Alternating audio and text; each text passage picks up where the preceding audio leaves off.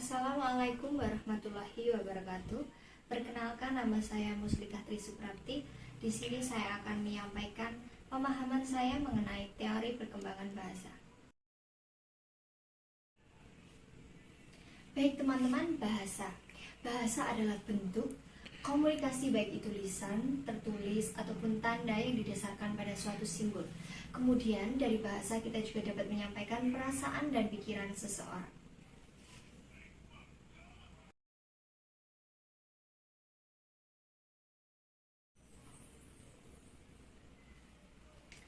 Teori perkembangan bahasa. Ada beberapa teori yang menjelaskan. Yang pertama yaitu teori nativisme. Teori nativisme menjelaskan bahwa bahasa adalah faktor bawaan dari lahir. Contohnya yaitu ketika bayi berusia 3 bulan dia bergumam mau seperti itu. Yang kedua yaitu teori behavioristik. Teori behavioristik menjelaskan adanya stimulus maka terjadinya respon. Contohnya yaitu ketika kita bertanya kepada anak, siapa namamu, maka anak itu akan merespon, namaku Aisyah. Yang ketiga yaitu teori konstruktif dari Vygotsky, Piaget, dan Gardner. Teori ini menjelaskan bahwa anak belajar optimal jika diberi kegiatan. Contohnya yaitu kita mengajak anak untuk bermain peran ataupun bermain yang lainnya. Yang keempat yaitu teori pragmatik. Teori ini menjelaskan bahwa anak belajar bahasa dari bersosialisasi. Contohnya, kita mengajak anak bersosialisasi dengan siapa saja, maka anak tersebut akan mendapatkan bahasa dari mana saja dan akan menyerap bahasa tersebut. Kemudian, yang kelima yaitu teori interaksionis. Teori ini menjelaskan bahwa komunikasi terjadi antara dua pembicara, yaitu adanya keselarasan baik pikiran, ucapan, dan nyambung dengan logika. Kemudian, contohnya ketika kita berbicara kepada seseorang, kita menunjuk kopi, maka yang kita ucapkan juga kopi.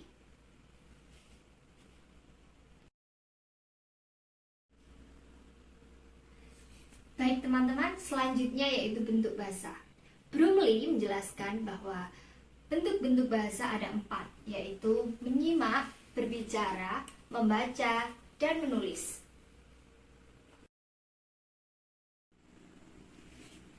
Baik teman-teman, tahap selanjutnya yaitu tahap menyimak. Menurut Milestone dan Radcliffe menjelaskan bahwa ada 4 tahapan menyimak.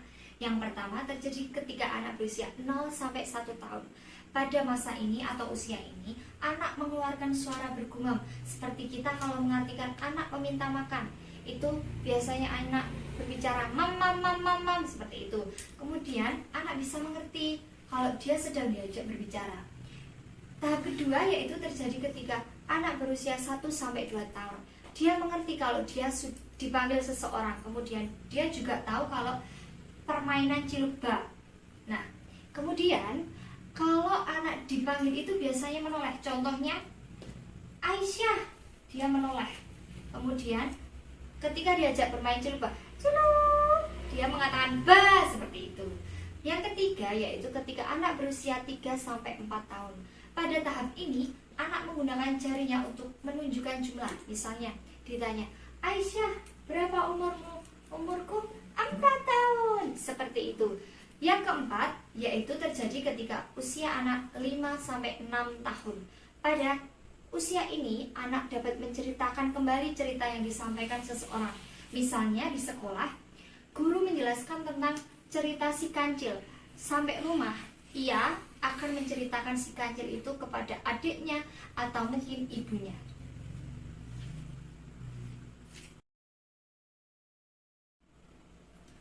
Baik teman-teman, tahap perkembangan selanjutnya yaitu tahap perkembangan berbicara.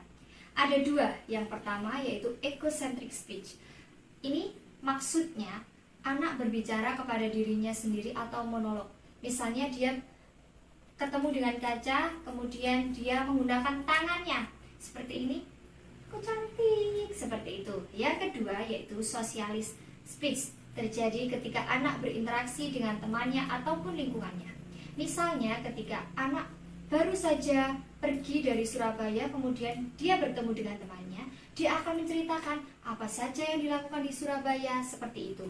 Nah, social speech sendiri ini berhubungan dengan teori pragmatik.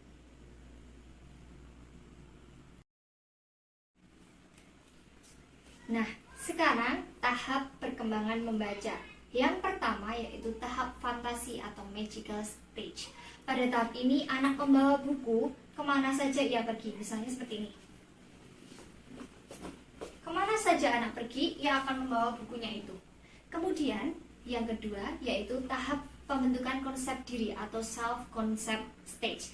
Pada tahap ini anak berpura-pura membaca buku seperti ini.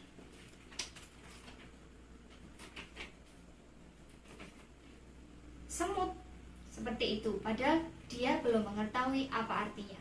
Kemudian yang ketiga, tahap membaca gambar atau bridging reading stage. Pada tahap ini anak mengenal abjad, dia sudah mengenal abjad. Seperti di judulnya ini, dia sudah mengerti S, kemudian I, kemudian U, seperti itu. Yang keempat yaitu tahap pengenalan bacaan atau take reader stage. Pada tahap ini anak mengenal tanda di sekitarnya. Contohnya yaitu rambu-rambu lalu lintas.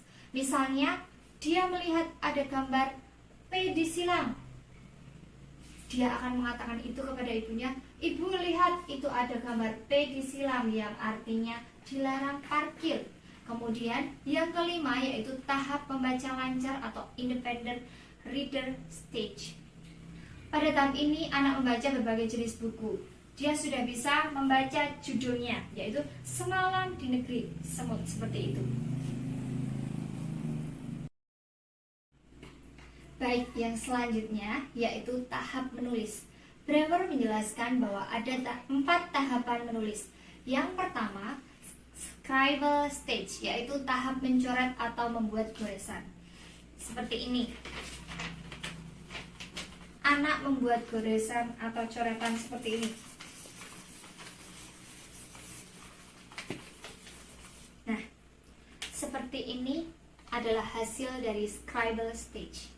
Kemudian yang kedua adalah linear repetitive stage. Pada tahap ini anak mengulang linear atau garis seperti ini. Anak membuat garis yang sama seperti terus menerus. Ini hasil dari linear repetitive stage. Yang ketiga yaitu random letter stage. Pada tahap ini anak menulis secara acak. Anak menulis secara acak.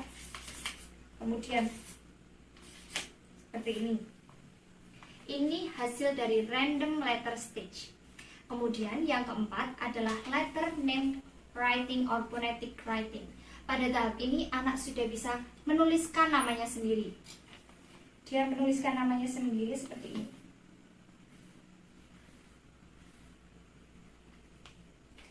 Ini hasil dari letter name writing or phonetic writing.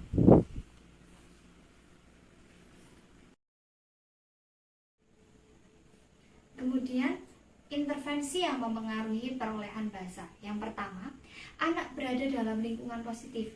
Misalnya, anak itu di rumah dengan neneknya. Maka perkembangan bahasanya itu akan berbeda jika anak berada di rumah dengan orang tuanya. Mengapa seperti itu? Nenek hanya akan membiarkan anaknya, yang penting dia diam. Berbeda dengan orang tua, kita akan menanyai anak, "Bagaimana hari ini?" Seperti itu. Kemudian yang kedua yaitu orang tua memberikan respon yang tulus. Misalnya ketika anak bertanya kepada ibunya, "Ibu, itu apa?" Itu namanya burung. Kita harus merespon dengan positif dan dengan sabar. Lagi ketika anak bertanya, "Ibu, ini apa?" Maka kita juga harus meresponnya. Kita tidak boleh mengatakan, "Jangan tanya terus," jangan seperti itu. Kemudian yang ketiga yaitu menyampaikan pesan harus disertai dengan mimik, intonasi, dan gerakan yang sesuai. Contohnya ketika anak bertanya, "Ibu, ini namanya apa?" Nah, kita sebagai orang tua harus menjawab dengan intonasi, mimik, dan gerakan yang sesuai. Contohnya, "Ini namanya jam, digunakan di tangan.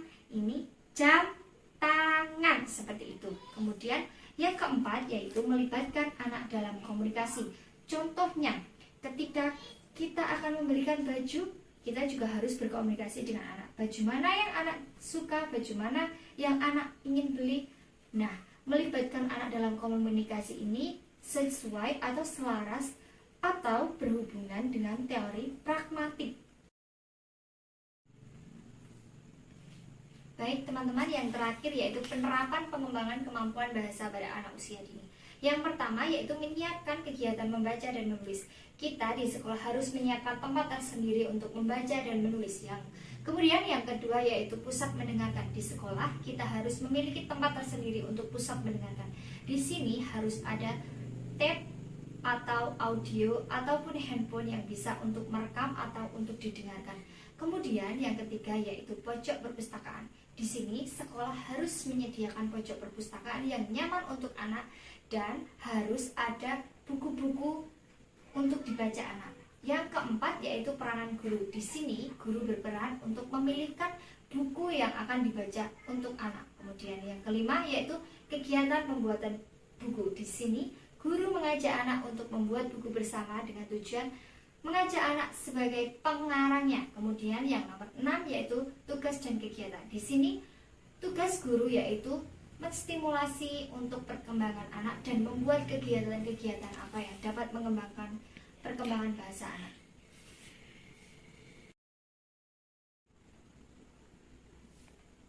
Baik teman-teman, sekian pemaparan dari saya. Kurang dan lebihnya mohon maaf. Semoga pemaparan saya bermanfaat untuk kita semua. Wassalamualaikum warahmatullahi wabarakatuh.